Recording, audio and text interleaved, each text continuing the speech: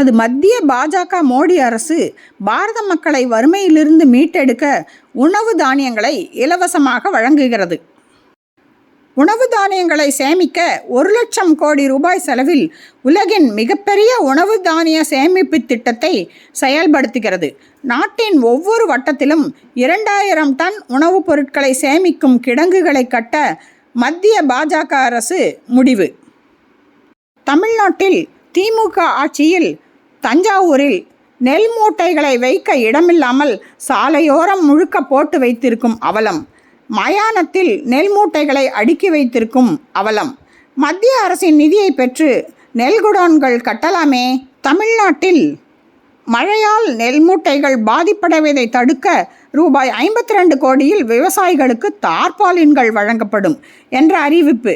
செய்வதோ நானும் டெல்டாக்காரன்தான் என்று மார்த்தட்டும் முதலமைச்சர் ஸ்டாலின்.